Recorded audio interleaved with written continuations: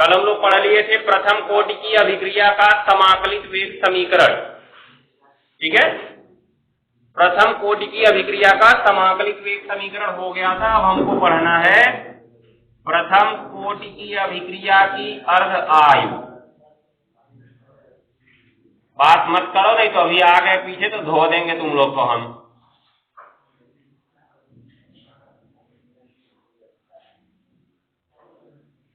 अब अर्ध आयु के बारे में लगभग चर्चा हम लोग शून्य कोटि में कर चुके हैं, इसलिए यहाँ पर हमें ज्यादा परेशानी नहीं होनी चाहिए। ठीक है, तो अर्ध आयु इसका पढ़ना, यहाँ पे परिभाषा भी लिखवाने की जरूरत नहीं, क्योंकि परिभाषा हम लोग पहले ही पढ़ चुके हैं। परिभाषा में हम लोगों ने क्या पढ़ा? अर्ध आयु की परिभाषा।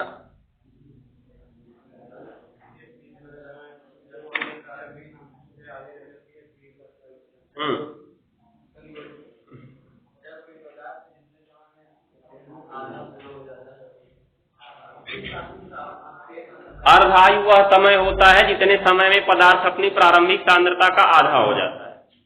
नाम ही है अर्ध आयु, अर्थात उसकी आधी आयु बीत चुकी है। हो गया, मतलब अर्ध आयु 50 साल है तो वह पदार्थ कितने समय में समाप्त हो जाएगा? कभी समाप्त ही नहीं होगा पदार्थ। ध्यान दिए रहना, किसी पदार्थ की अगर अर्ध आयु 50 साल है तो वह पदार्थ समाप्त नहीं होगा। इसी प्रकार से तो हम लोग जैव जगत में जीवाश्मों की आयु ज्ञात करते हैं, क्योंकि जितने भी जीव जंतु हैं, चाहे सजीव हो चाहे निर्जीव हो, सब में कार्बन अवश्य पाया जाता है और उसमें कार्बन का 14 वाला परमाणु भार वाला समस्थानिक भी पाया जाता है। और कार्बन का 14 परमाणु भार वाला जो समस्थानिक होता है वो रेडियो एक्टिव होता है। क्या होता है? Radio active. और रेडियो एक्टिव पदार्थों से सदैव अल्फा, बीटा तथा गामा किरणें निकलती रहती हैं। आया समझ में? रेडियो एक्टिव पदार्थों से सदैव अल्फा, बीटा और गामा किरणें निकलती रहती है, इसलिए धीरे धीरे उनका क्या होता है? क्षरण होता है और उनकी अर्ध आयु होती है। तो अब सोचो, अगर उसकी अर्ध आयु 5000 साल है तो हम लोग देखेंगे, हमें व्यक्ति के शरीर में, मानव के शरीर में कार्बन 14 की मात्रा प्रयोग के द्वारा पता कर ली है कि जीवित व्यक्ति के शरीर में इतना होता, अर्थात अभी हम लोग जिंदा हैं तो एक निश्चित मात्रा होगी। अब उसी के आधार से हम लोग पता करेंगे कि जो जीवाश्म है वो कितना पुराना है। मान लो अगर हमारे शरीर में हमने कहा 10 ग्राम है अभी फिलहाल, कितना है? 10 ग्राम, और जमीन से हमने एक जीवाश्म मतलब मनुष्य का जीवाश्म खोद के निकाला जिसके शरीर में कार्बन 14 की मात्रा 5 ग्राम थी। इसका मतलब वो अपनी अर्ध आयु पूरा कर चुका है, कार्बन 14 पूरा कर चुका है। और अर्ध आयु अगर मान लो इसकी 5000 साल है तो वह जो जीवाश्म है मरे हुए उसको कितने साल हो गए हैं? 5000 साल हो गए हैं। इसी से जीवाश्मों की आयु पता की जाती है, चाहे सजीव पदार्थ हो चाहे निर्जीव पदार्थ हो, सब जगह पे कार्बन पाया जाता है, याद रखे रहना। तो आगे बढ़ते हैं हम लोग। ऐसे ही हमारा प्रथम कोटि की अभिक्रिया में आते हैं। प्रथम कोटि की अभिक्रिया की अर्ध आयु की चर्चा करनी है तो सर्वप्रथम तो इसके वेग स्थिरांक का सूत्र लिखना होगा। तो चूंकि वेग स्थिरांक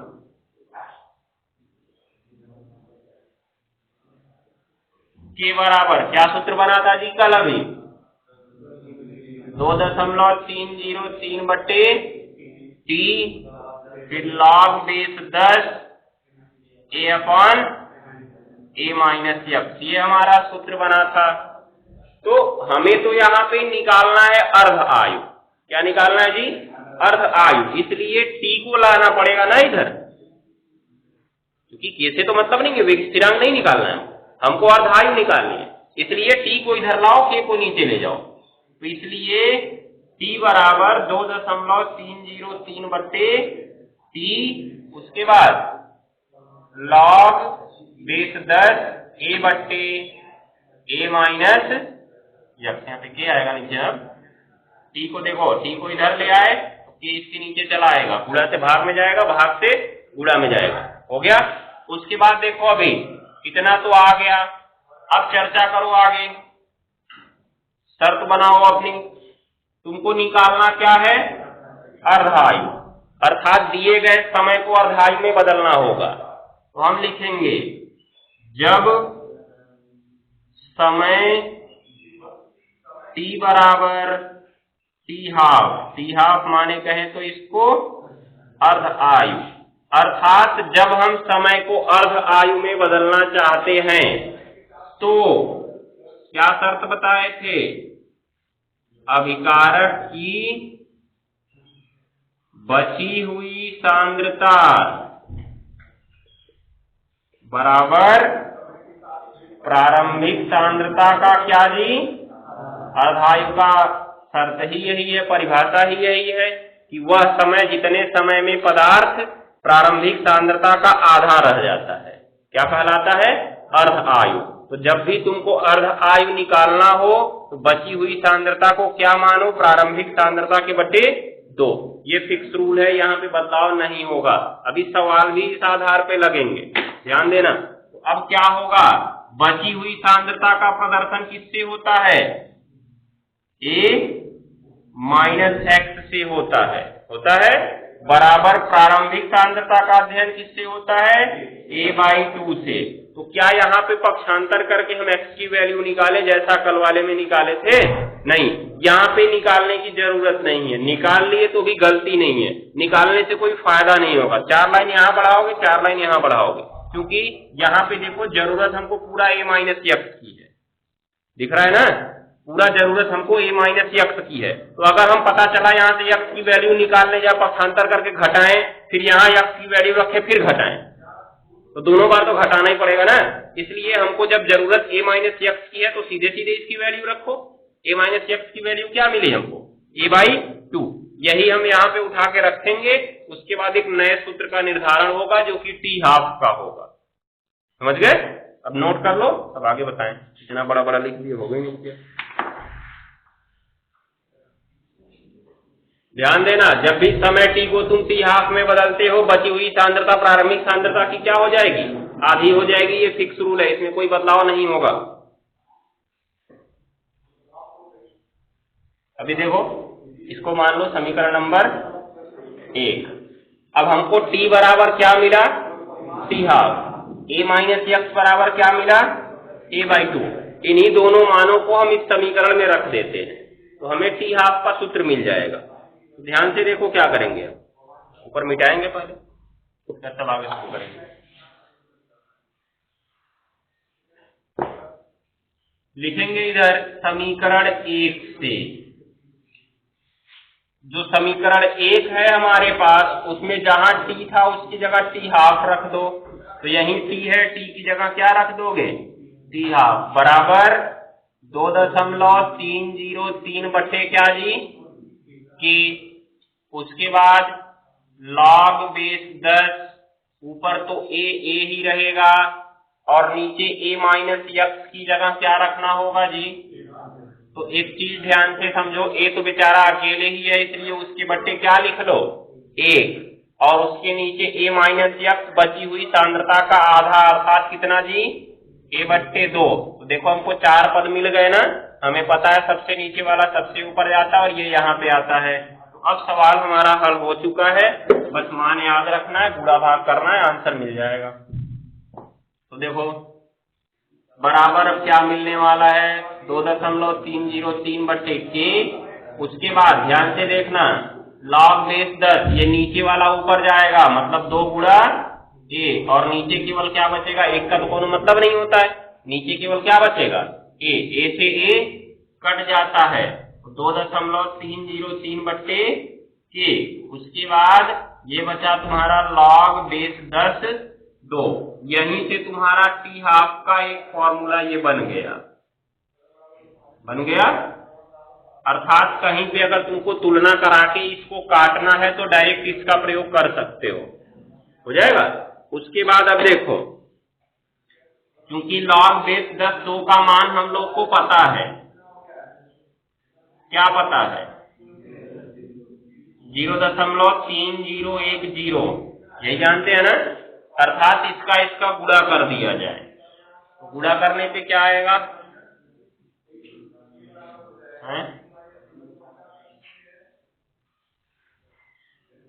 गुणा करने पे क्या आएगा? डायरेक्ट लिख दें? गुणा करने पे इसका आता है 0.693 पूरा करके चेक कर लेना तुम लोग, ठीक है। और बटे क्या बचा हुआ है, ये बचा हुआ है, यहां से हमको टी हाफ का पूरा सरलतम सूत्र मिल गया। अब देखो, जैसा कि अभी हमने शून्य कोटि वाले में पढ़ा था कि टी हाफ इज इक्वल आया था A/2K, जहां A थी अभिकारक की प्रारंभिक सांद्रता, क्या प्रारंभिक सांद्रता। तो किसी शून्य कोटि की अभिक्रिया में प्रारंभिक सांद्रता बढ़ा दे तो अर्ध आयु बढ़ जाएगी, ऐसा हमने पढ़ा, नीचे लिखा भी था कि शून्य कोटि की अभिक्रिया की अर्ध आयु अभिकारक की प्रारंभिक सांद्रता के अनुक्रमानुपाती होती है, या कहें तो समानुपाती होती है। सीधा संबंध कि A बढ़ेगा तो टी हाफ बढ़ेगा, अर्थात शून्य कोटि में अगर प्रारंभिक सांद्रता बढ़ा दें तो उसकी अर्ध आयु बदल जाएगी। लेकिन प्रथम कोटि की अभिक्रिया में क्या होता है, इसमें कहीं A आया है? नहीं आया। इसका मतलब टी हाफ अब A पर निर्भर नहीं करेगा। अगर एक बारी हमने कह दिया कि प्रथम कोटि की अभिक्रिया की अर्ध आयु 100 सेकेंड है, कितना है जी?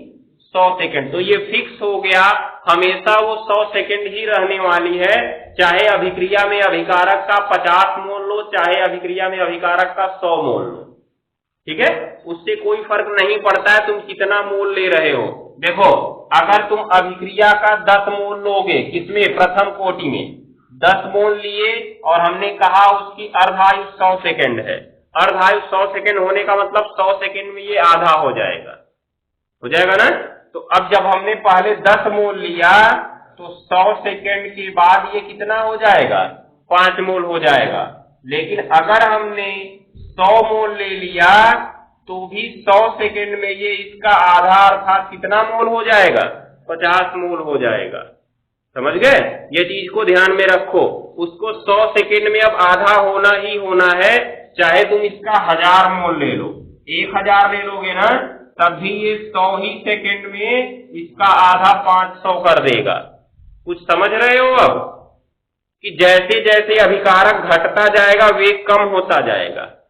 देख रहे हो, यहाँ 100 सेकेंड में 50 मोल, ये 500 मोल का परिवर्तन हो गया है, दिख रहा है। यहाँ पर 100 सेकेंड में 50 ही मोल का परिवर्तन हुआ है, यहाँ पर 100 सेकेंड में 5 मोल का ही परिवर्तन हुआ है। समझ रहे हो कि नहीं समझ रहे हो? ऐसे ध्यान में रखना कि अभिकारक की सांद्रता चाहे जितनी हो, उसकी अर्ध आयु पर कोई फर्क नहीं पड़ने वाला है। वो फिक्स हो गया, एक बार तो फिक्स हो गया। क्यों?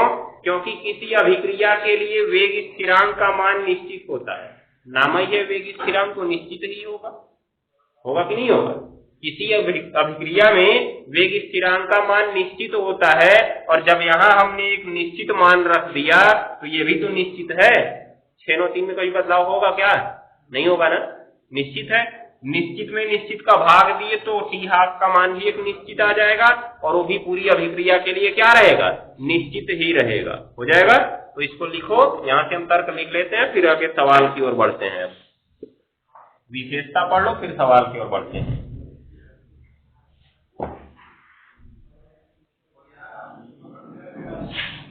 अब इसके नीचे लिखो, काली पेन से लिखना। अतः हम कह सकते हैं कि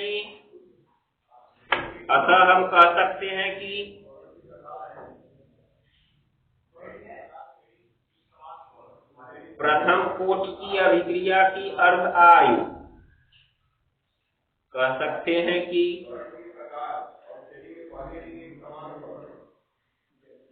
प्रथम कोटि की अभिक्रिया की अर्ध आयु, प्रथम कोटि की अभिक्रिया की अर्ध आयु निश्चित होती है,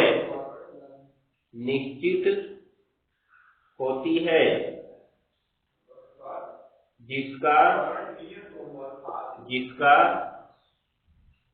अभिकारक की प्रारंभिक सांद्रता पर, जिसका अभिकारक की प्रारंभिक सांद्रता पर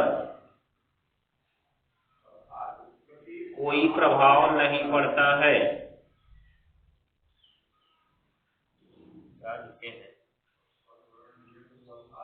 जिस पर लिखना है, जिसका नहीं लिखना है। जिस पर अभिकारक की प्रारंभिक सांद्रता का कोई प्रभाव नहीं पड़ता, उल्टा कर देना, जहाँ का है वहां पर हो जाएगा, जहाँ पर है वहां का हो जाएगा।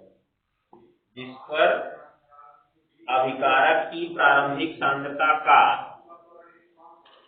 कोई प्रभाव नहीं पड़ता है।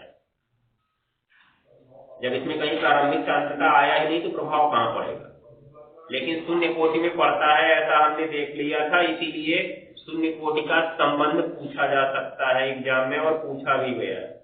बहुविकल्पी सवाल में फिक्स से पूछा जाता है, ध्यान दे रहे हैं। देखो आप, ये हो गया। अब नीचे हेडिंग लिख लो, उसमें विशेषता लिखवाए थे। वेग स्थिरांक का मात्रक लिखवाए थे, मात्रक लिखवाए थे।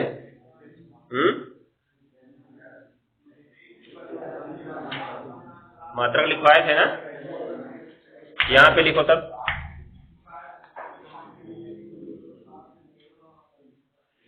हो गया जी। नीचे लिखो एक इंडिकेट हेडिंग, प्रथम कोटि की अभिक्रिया के, प्रथम कोटि की अभिक्रिया के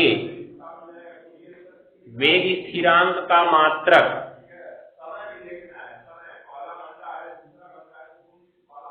वेग स्थिरांक का मात्रक, प्रथम कोटि की अभिक्रिया के वेग स्थिरांक का मात्रक। हो गया ना। अब देखो शून्य कोटि वाले में क्या मिला था जी, मोल मिला था, लीटर पे -1 मिला था, और सेकेंड पे भी -1 मिला था, यही मिला था ना। अब एक चीज समझो, यहाँ पे इस सूत्र से हम लोग के का मात्रक निकालते हैं, क्योंकि प्रथम कोटि के लिए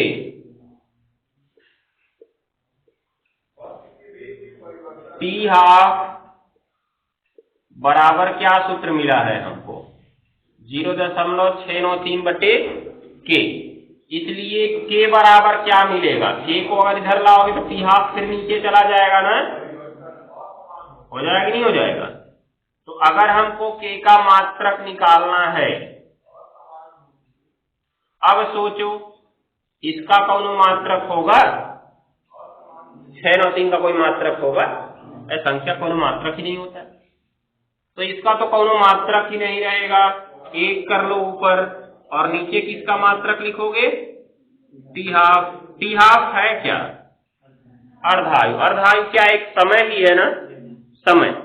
तो चूंकि अभिक्रिया इतनी धीरे चलती नहीं है कि उसका अर्धायु वर्ष में लिखेंगे, सेकेंड में लिखेंगे। समय का मात्रक क्या होता है, वैसे भी एमपीएस पद्धति में समय का मात्रक क्या जानते हो, सेकेंड जानते हो। तो K का मात्रक बराबर क्या आ गया, बोले तो 1/सेकेंड या तो प्रति सेकेंड, क्योंकि एक का कौन मतलब ही नहीं है प्रति सेकेंड, या तो कहें सेकेंड पे -1, क्योंकि जब नीचे से ऊपर जाएगा तो घात का चिन्ह क्या हो जाएगा, बदल जाएगा। यही हमारा K का मात्रक है, नोट कर लो।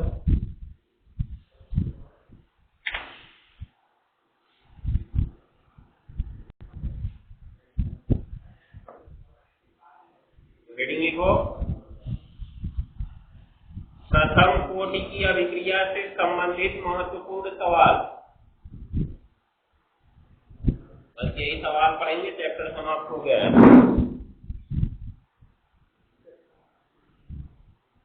प्रथम कोटि की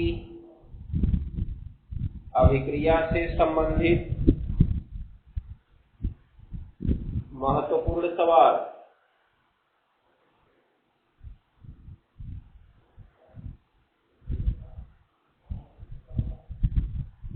हो गया, कल परसों ये भी चैप्टर समाप्त होगा, तो अगले संडे तक इसका टेस्ट होगा, ध्यान दिए रहना। यही 2 टेस्ट तुम्हारा लोग का है लास्ट, ध्यान दिए रहना, इस संडे और अगले संडे। अगर 50% से कम लोग उपस्थित हुए टेस्ट में तो उसके बाद टेस्ट बंद कर देंगे, टेस्ट नहीं लेंगे। तब तुम लोग की जिम्मेदारी है, टेस्ट देना चाहते हो कि नहीं देना चाहते हो। बस ये संडे और अगला संडे, 2 संडे के बाद टेस्ट नहीं होगा।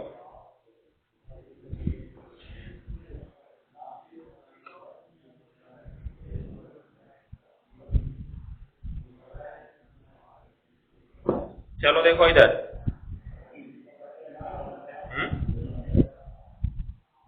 तीसरा चैप्टर टेस्ट नहीं हुआ अभी, तीसरा चैप्टर का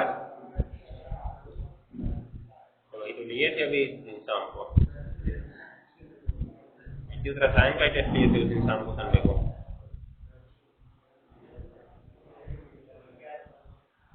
चलो देखो ध्यान दो इधर, अब कुछ सवाल पढ़ना है हमको। इसमें सवाल कितने प्रकार से हो सकता है ये ध्यान दो, क्योंकि प्रथम कोटि की अभिक्रिया के लिए हमको दो सूत्र मिलते हैं। K बराबर 2.303, क्या लिख रहे हैं, 2.303 बट्टे T फिर log बेस 10 A बट्टे A माइनस F, और दूसरा मिला T हाफ बराबर 0.693 बट्टे K। इन्हीं दो सूत्रों के प्रयोग से हमारा सवाल लगेगा। अब सवाल में पूछा क्या क्या जा सकता है, K पूछा जाएगा, T पूछा जाएगा, या तो T हाफ देगा, K पूछा जाएगा। सवाल में कभी कभी दो शर्तें बना देगा, यदि अर्ध आयु कितना सेकेंड है तो उसको 1/3 होने में कितना समय लगेगा। अब सवाल के तरीके यहाँ पे कई सारे हो सकते हैं। कभी कहेगा कि इतने समय में इतना पूरा हो जाएगा, या 1/3 होने में कितना समय लगेगा, या 1/3 बचने में कितना समय लगेगा। तो इसलिए सवाल को ध्यान से पढ़ना। वहां पे खत्म हुई बता रहा है कि बची हुई बता रहा है, क्योंकि खत्म हुई और बची हुई में अंतर है, अभी हमने देख लिया है। अगर बची हुई निष्कर्ष आता है तो इसका मतलब A माइनस x दिया गया है, और अगर खत्म हुई आता है तो इसका मतलब केवल क्या दिया गया है, x दिया गया। और यहाँ के सूत्र में हमारा दोनों चीजें हैं। अगर केवल x दिया और तुमने कहीं गलती से इसको A माइनस x मान लिया और डायरेक्ट यहाँ पे रख दिया, तब पूरा सवाल ही गलत हो गया ना। और अगर A माइनस x दिया, तुमने उसको केवल x मान लिया, पता चला कि A में से बेचारे को घटा भी दिया, कह दिया कि मतलब कितने समय में 25% बचा रह जाएगा। अब कह दिए 25% पहले से x माने से हम x मान लेते हैं, A में से फिर उसका 25% घटा दिए, फिर 75 बच गया बेचारे का। 75 पूरा हो चुका था तो उसका 75 बचा दिए, सवाल ही पूरा उल्टा हो गया। इसलिए ध्यान से सवाल को पढ़ना।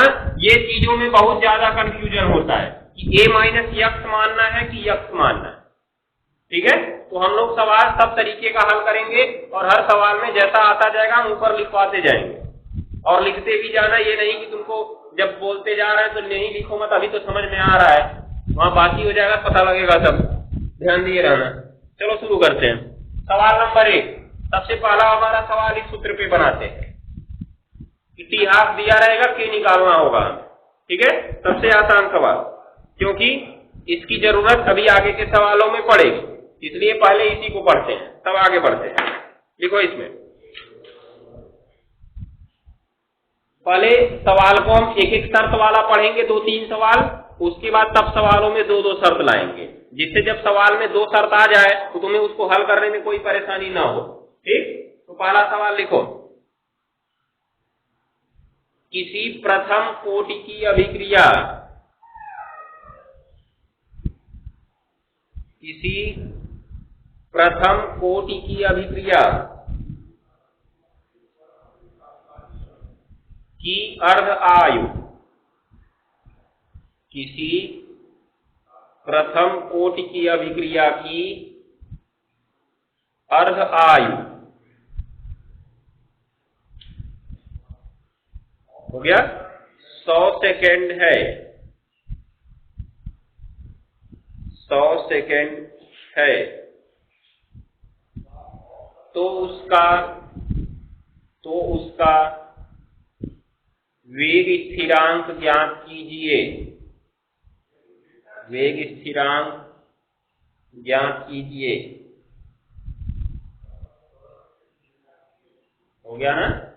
तो जब भी देखो सवाल में अर्ध आयु की चर्चा कर देता है तो तुरंत तुम्हारा पहला काम ये होना चाहिए कि नीचे वाले सूत्र का प्रयोग करके K निकाल दो।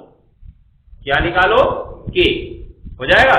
पहला काम तुम्हारा यही होना चाहिए कि जब भी T हाफ की चर्चा करता है तो नीचे वाले सूत्र का प्रयोग करके क्या निकालना है? K निकालना है। उसके बाद आगे की चर्चा शुरू करो। ठीक है, तो इसमें तो एक ही फीचर से विचारा किया है, आगे कोई चर्चा ही नहीं है, तो इसी शुरू करते हैं। दिया है, लिखेंगे आंसर में, दिया है अर्ध आयु टी हाफ बराबर कितना जी, 100 सेकेंड। तो वेग स्थिरांक के पूछ रहा है, वेग स्थिरांक के क्या होगा, क्वेश्चन मार्क।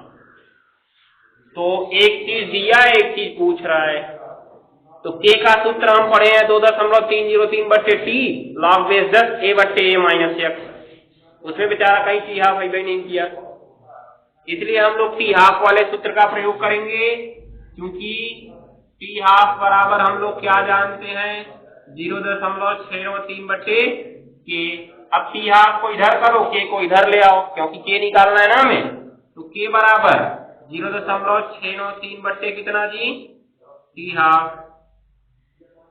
तो टी हाफ की वैल्यू 100 है, रख दिए, 100 से भाग देंगे तो हम जानते हैं जितने जीरो से भाग देते हैं दशमलव उतना अंक पीछे भागता है, अभी गुणा करते तो आगे जाता। तो अभी तो यहाँ पे लगा ही है, 2 अंक और पीछे लाओगे मतलब 2 जीरो और लगाओगे तब लगेगा, उसके आगे तुम्हारा 693 बचा हुआ है, अर्थात के की वैल्यू इस तरह से आ गई। अब अगर इसको वैज्ञानिक संकेतन में लिखना चाहते हो तो दशमलव के पीछे एक अशून्य अंक का होना आवश्यक है, इसका मतलब इस दशमलव को हमें यहाँ ले आना पड़ेगा, ले आना होगा, तो मतलब 1 2 3 अंक आगे ले जाना है, तो 6.93 लिखना है। जब अपने आप से हम दशमलव को आगे लेके जाते हैं तो 10 की घात माइनस में बढ़ती है, ये सब 9 में पढ़ चुके हो। जब हम अपने आप से दशमलव को आगे ले जाते हैं तो 10 की घात माइनस में बढ़ती है, और अपने आप से 10 या दशमलव को पीछे ले जाते हैं तो 10 की घात किस में बढ़ती है, प्लस में बढ़ती है। ये चीजों को ध्यान में रखना। तो हम आगे लेके गए हैं ना, इसलिए 10 की घात माइनस में बढ़ेगी और जितना अंक ले गए हैं उतना बढ़ जाएगी। 3 अंक आगे ले गए थे, यहाँ पे था ना 6 के बाद लगाए 1 2 3 अंक बाद, दिख रहा है, इसलिए 3 घात माइनस में बढ़ गई। मात्रक क्या होगा इसका, प्रति सेकेंड, ये के का मान हो गया, ऐसे ही निकलेगा। तो सवाल में कहीं भी अर्धायु की चर्चा किया तो सबसे पहला काम तुम्हें यही करना है, बिना कुछ सोचे समझे अर्धायु के सूत्र का प्रयोग करो, के की वैल्यू निकाल दो, फिर आगे पढ़ो सवाल को, हो जाएगा। नोट करो जल्दी।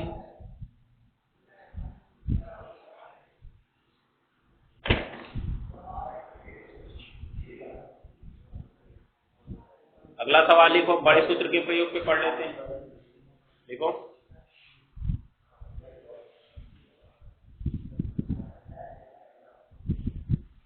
किसी प्रथम कोटि की अभिक्रिया में, किसी प्रथम कोटि की अभिक्रिया में, किसी प्रथम कोटि की अभिक्रिया में कितने समय में, कितने समय में, कितने समय में हो गया अभिकारक की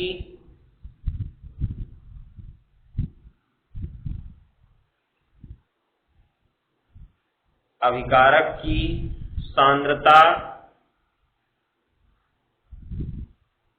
अपनी प्रारंभिक सांद्रता की, अभिकारक की सांद्रता अपनी प्रारंभिक सांद्रता की 1/4 बची रह जाएगी, 1/4 बची रह जाएगी, 1/4 बची रह जाएगी यदि अभिक्रिया का वेग स्थिरांक, यदि अभिक्रिया का वेग स्थिरांक, यदि अभिक्रिया का वेग स्थिरांक हो गया 0.693 0.693 गुणा 10 की घात -2 है, पूरा 10 की घात -2 है। हो गया ना?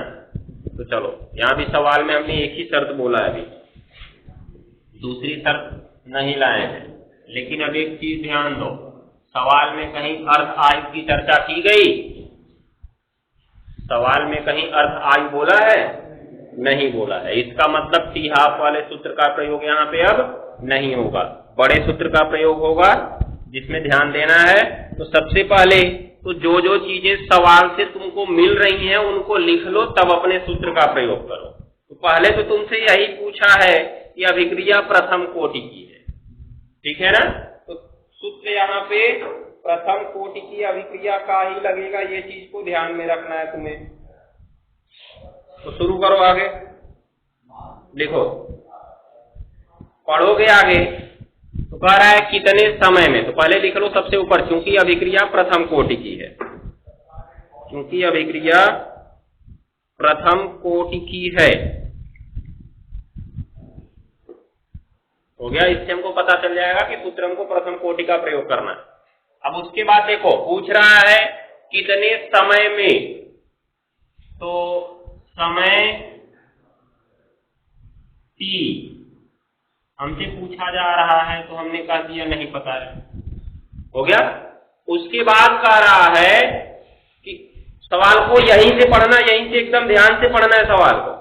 कितने समय में, उसके आगे अभिकारक की सांद्रता अपनी प्रारंभिक सांद्रता की 1/4 बची रह जाती है। समझ गए? तो पहले क्या तुमको इसमें प्रारंभिक सांद्रता पता है अभिकारक की? पता है? नहीं। तो अपने आप से मानना होगा तुम्हें। तो माना अभिकारक की प्रारंभिक सांद्रता, क्या मानते हो तुम? ए मानते हो तो ए ही मान लो। हो गया ना? उसके बाद बोला कि कितने समय में अपनी प्रारंभिक सांद्रता का 1/4 बचा रह जाएगा। मतलब यहाँ पे कौन सी सांद्रता दिया है? बची हुई सांद्रता की खत्म हुई सांद्रता? बची हुई सांद्रता बोला है ना? तो फिर लिखोगे दिया है बची हुई सांद्रता, यहीं से ध्यान से देखना सवाल को। बची हुई सांद्रता बराबर प्रारंभिक सांद्रता का क्या 1/4 बोला है ना? ध्यान देना, ध्यान से पढ़ना। इसको क्या कह रहा है? बची हुई सांद्रता का प्रदर्शन किससे होता है? a-x से होता है ना? प्रारंभिक सांद्रता का 1/4 प्रारंभिक सांद्रता क्या है? a है। का मतलब क्या जानते हो? 1/4 का मतलब क्या जानते हो? 1/4। फाइनली जो a-x था वो क्या मिल गया हमें? a/4 मिल गया। कोई परेशानी नहीं, हो जाएगा। a की जरूरत है नहीं, ये तो a ही रहता है। a-x ही हमको चाहिए था सवाल में, क्योंकि हमारा सूत्र क्या होता है? k बराबर 2.303/t log base 10 a/a-x। a-x चाहिए था, हमने निकाल लिया यहाँ से। क्या यहाँ से x निकालने की जरूरत है हमको? नहीं, इसी पे छोड़ दो। अब क्या दिया है इसका? वेग स्थिरांक के बराबर क्या दिया है? 0.693 गुणा 10 की घात -2 मात्रक प्रति सेकंड। आगे तनिक इसको हल करके आओ तुम लोग, ठीक है? सूत्र भी बता दें, इसलिए सूत्र कौन सा प्रयोग करेंगे जी? के बराबर 2.303/t log बेस 10 a/a-x। हो गया ना? तो t को इधर लेके चले आओगे, k को नीचे लेके चले जाओगे, हो जाएगा। तो कर लो, हल करके आना। उत्तर आएगा इसका 200 सेकंड। उत्तर इसका 200 सेकंड आएगा। हाँ ठीक है, 200 सेकंड ही आएगा। और सवाल एकदम आसानी से लगेगा बिना मोबाइल का प्रयोग किए। अब देख लेते हैं कैसे लगा के आते हो।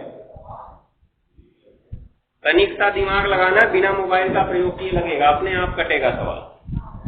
उनको कुछ करना नहीं है, वो अपने आप कटता जाए, खाली कॉपी में लिख देना है। ठीक है।